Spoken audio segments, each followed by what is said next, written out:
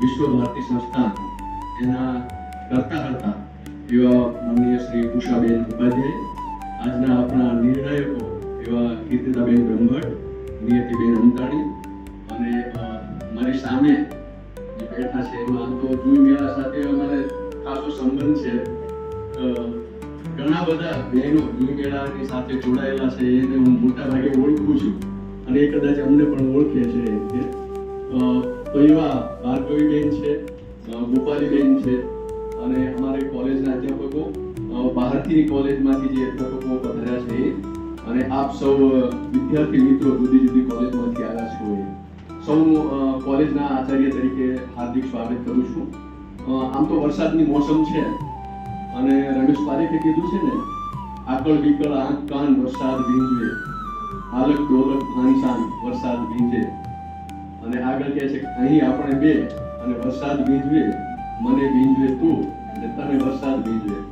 રમેશ પારેખે આગળ તો એવું પણ કીધું છે કે ઓમકા વરસાદમાં બે ચીજ કોરી કટ, એક અમે પોતે અને બીજો તારો વટ.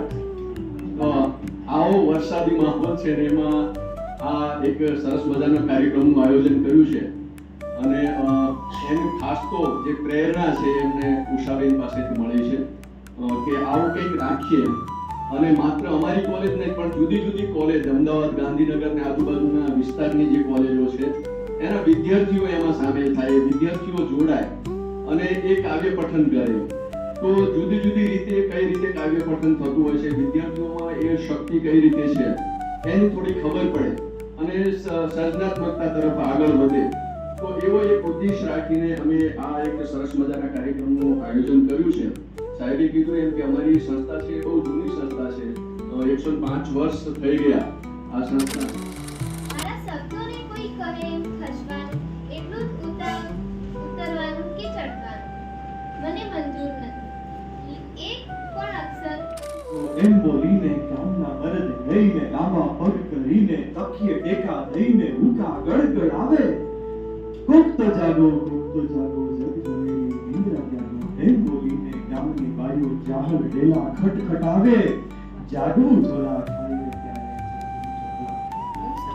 કે આપણામાંથી કોક તો જાગો. એમ બોલીને ગામના મરદ લઈને લાંબા પગ કરીને તકીએ ટેકા દઈને ઉકા ગડગડાવે. કોક તો જાગો એમ બોલીને ગામના મરદ લઈને લાંબા પગ કરીને તકીએ ટેકા દઈને ઉકા ગડગડાવે. વાંચ્યા પછી હું કહું તેમ કરો. ક્યારે નહીં તો આજે આ પાના ઉપર, ક્યારે નહીં તો આજે આ પાના ઉપર ડાકરનું પુલ્લિંગ કરો. ક્યાં નહીં ઉધમજી રામ રાખી તેમ નહીં.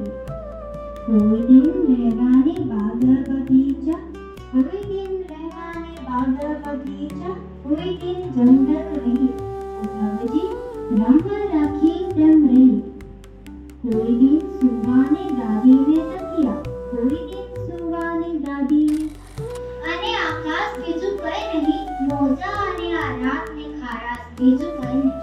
કાંઠા ઉપર પડતા મળે મોતી વળી શાના, કાંઠા ઉપર પડતા મળે મોતી વળી શાના. અરે આ તૂટલા સા છીપલા, આ વાસ બીજું કઈ નહીં. એટલે બીજું તો શું હોઈ શકે? જેમ બેને કહ્યું કે બીજું તો કઈ નહીં, એમ હું એમ કહું છું કે બીજું તો શું હોઈ શકે? કે જાગવા જગાડી એટલે બીજું તો શું હોઈ શકે? આ હાથ દે, બીજું તો શું હોઈ શકે?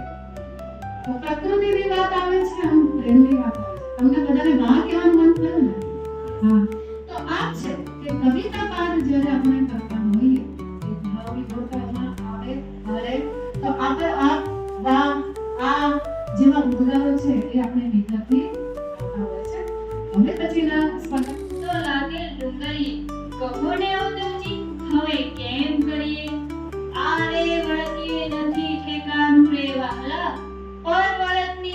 આંખે જ અમે ફરીએ તો લાગે ડોશી એ ડોશીને અંતરથી વાહલેરો નાનકો એ નાનકાને વાહલેરી ડોશી નમણી નાગરવીર ગોતવા દોડાવ્યા ડોશીએ જાણતા જોશી કે કાન એક ખીલ कहने सुनने का जारी था एक खेल कहने सुनने का खेल में थी दो पर्चियां एक में लिखा था कहो एक में लिखा था भेद भले हो थर मारो नहीं પછી કહે છે કે આંસુને મેં કહી દીધું છે ઝરમરવાનું નહીં આંસુને મેં કહી દીધું છે કે ઝરમરવાનું નહીં ભેડ પડે તો સુકાઈ જાજે ગરગરવાનું નહીં બહુ બહુ તો પીડા નામે પથ્થર થઈ જાશો કે બહુ બહુ તો પીડા નામે પથ્થર થઈ જાશો છોને વાદળ વરસે ને કહે ઘરમાં તું કેમ છે વાદળ વરસે ને કહે ઘરમાં તું કેમ છે વાયરો વહે ને કહે ઓલું એમ કેમ છે વાયરો વહે ને કહે ઓલું એમ કેમ છે મોસમ આવી છે સવા લાખની અને છત્રી સંકેત સારા કામની મોસમ આવી છે સવા લાખની છત્રી સંકેત સારા કામની ભેડેલા રે તમને ગમતા શું આટલા કલાશ રે તમને ગમતા શું આટલા કલાશ થોડી હથેળીમાં મહેંદી મૂકીને પછી થોડી હથેળીમાં મહેંદી મૂકીને પછી ઘેરીલો થઈને પણ કરો આષાઢી મેઘ બની એવું વર્ષું ને કહો આષાઢી મેઘ બની એવું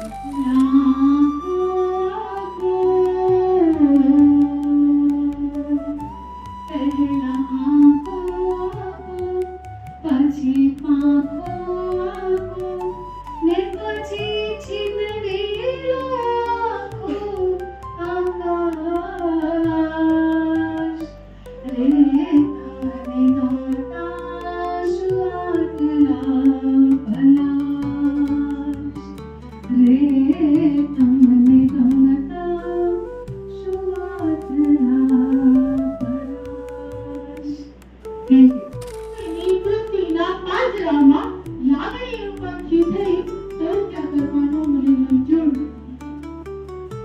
માગસર બોલવાનું ને માગસર ચાલવાનું માગસર બોલવાનું ને માગસર ચાલવાનું માગસર પહેરવાનું ને માગસર હળવાનું માગસર હળવાનું માગસર હળવાનું ને માગસર પડવાનું માગસર માગસર માગસર હવે હળવાનું પડવાનું ને પથ્થરથી પથ્થર ઘસું છો મિત્રો હજારો વર્ષથી મસાલો ભરેલું ખડાલોનું શબ છું ને ખડ ખડ હસું છું મળ્યો વારસો દાંતને મોરનો બસ અસરગ્રસ્ત ભાષા ભસું છું હું મિત્રો સરગતી હવાઓ શ્વસું છું હું મિત્રો અરીસા જડેલું નગર આખું તગ તગ અરીસા જડેલું મોતી ખર્યું તો શું બન્યું પૂછો નહીં વેદનાના પૂરમાં શું શું ગયું પૂછો નહીં વેદનાના પૂરમાં શું ગયું પૂછો નહીં લોટ જેવું થઈ પૂછશે આખી સીમ એક દી તારે ખેતર શેડે આવી ચડીને પૂછશે આખી સીમ કે અલ્યા વંથી વેડિયા કરુકા સાથે કાકડી ચાવો કેમ વિધતો ખેતર વચ્ચે ઘઉંની કુવળ ઉડતી આવી હળવે રહી પૂછશે તને નથી ખર્યા તારલા ને તું ફળીએ સૂતા ગણતો તો એ કેમ ભૂલ્યો તો રચકાના ફૂલ ક્યાડે ઉભા લબુક જબુક ઝપકી ફૂલોની રંગ વચ્ચે આજે રેશમ જેવી મહેક થવાની ફૂલોની રંગ વચ્ચે આજે રેશમ જેવી મહેક થવાની કાંટાના વિસ્તાર દિલને ફરે થોડું અંદર જે બોલે તે બોલવાનું ને નાગ જે વટાળવાનું મને આ અધીરવાનું મંજૂર નથી કે મારી બુદ્ધિના પાંજરામાં લાગણીનું પંખી થઈ ટહુક્યા કરવાનું મને મંજૂર નથી એનું પાઠન કરું છું એક દી તારે ખેતર શેડે આવી ચડીને પૂછશે આખી સીમ કે અલ્યા વનથી વેડ્યા ટહુકા સાથે કાંકરી ચાળો કેમ કીધો તો? એક દી તારે ખેતર શેડે આવી ચડીને પૂછશે આખી સીમ કે અલ્યા વનથી વેડ્યા ટહુકા સાથે કાંકરી ચાળો કેમ કીધો તો?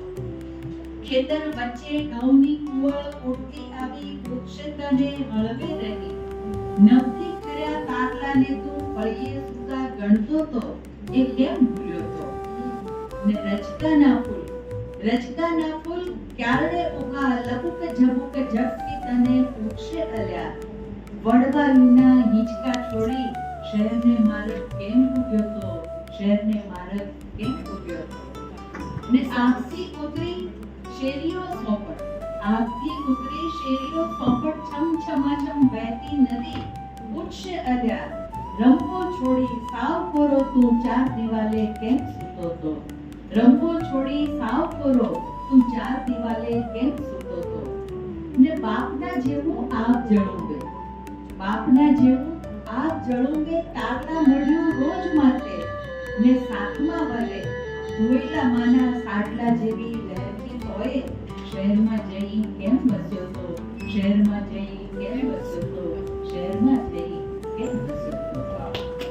એ પંખીડા સુખથી ચણજો ગીતવા કાઈ ગાજો.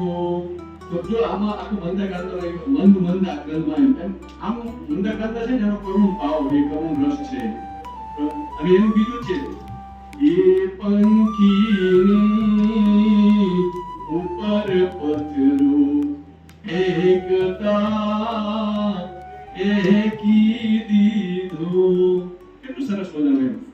આ મંદા કાંદા શીખણી હતું અસત્યો માહેથી પ્રભુ પરમ સત્ય તુલૈયા.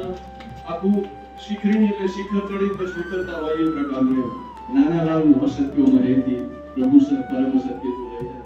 આપણે યા કુંદે જે ગઈએ છીએ સરસ્વતી વંદના એ પણ છંદમાં છે. તો આવા ઘણા બધા લખાયેલા છે છંદમાં એ બધા ગીતો. તો કેટલા બધા આપણી ગુજરાતી ગીત સંપદા એટલી સમૃદ્ધ છે. રમેશ પારેખથી માંડીને અથવા તો આપણે નરસિંહ મહેતાથી માંડીને એના પદોથી માંડીને મીરાબાઈના પદોથી માંડીને અત્યાર સુધી એમ જે ઉષાબેને જેમ કીધા એ પ્રકારના ગીતો કેટલા બધા સરસ મજાના ગીતો.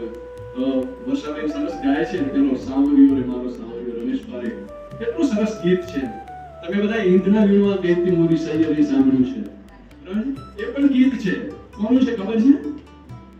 રાજેન્દ્ર શાહનું છે બરાબર? સરસ મજાનું એ ગીત છે ઈંધના વીણવા બેતી. અને બીજું બોલ વાલમના એ પણ સાંભળ્યું છે બરાબર? એ પણ ગુજરાતી ગીત. કેટલા સરસ મજાના ગીતો આપણે ગુજરાતી આપ્યા છે એમ બરાબર છે.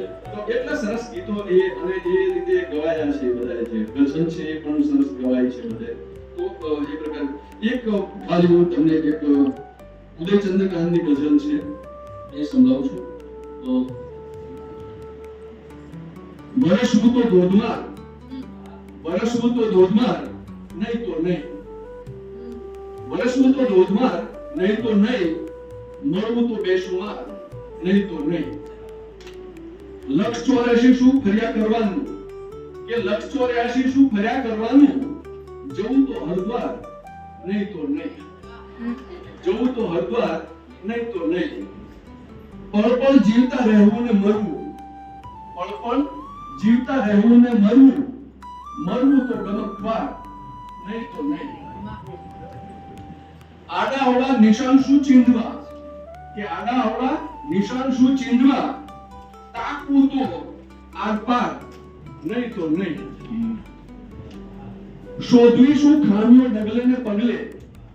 શોધવી શું ખામીઓ ડગલે ને પગલે. ચાહવું તો છાતી ફાટ નહીં તો નહીં. વરસવું તો ધોધમાર નહીં તો નહીં. મળવું તો બેશુમાર નહીં તો નહીં. Thank you. જરા કેવું, હવે હું કેવું બોલી રહી છું કારણ કે જે કવિતા લખી છે એમાં લોક ચિહ્ન છે.